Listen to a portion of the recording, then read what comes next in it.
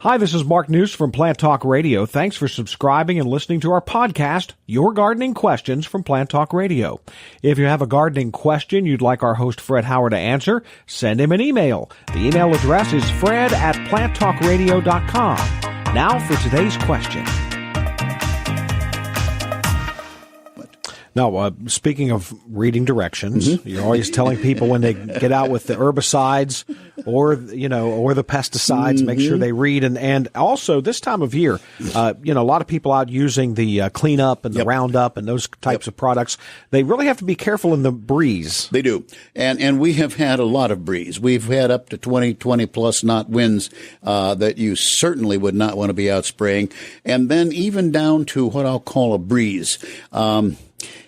And it's hard to qualify that breeze, but on things like Roundup and Bonnide's product and so on, I would be very careful to be using a drip type nozzle instead of an atomizer type nozzle. Now, the atomizer has its place. If you're spraying roses and other things, you want to get it down to atomized, up under the leaves, down on the leaves, and all and so on.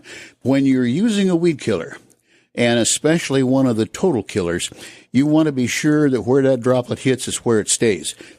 You don't want it, let's just say, drifting 3 feet to the side, killing into the lawn or killing other gardening areas and so on. I'm hoping to kill a bug here shortly. I think you inhaled some. I'm not sure. Well, it almost feels like it. No.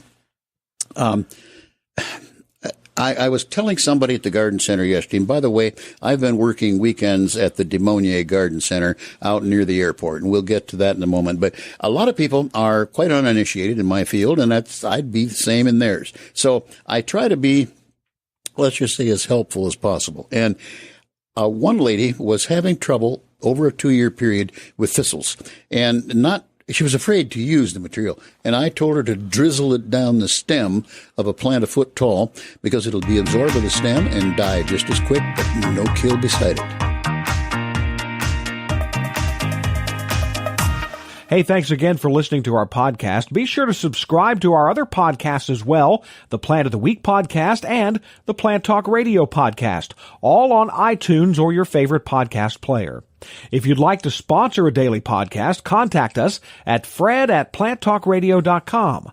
To find out more about Fred Howard and Plant Talk Radio, visit our website, planttalkradio.com.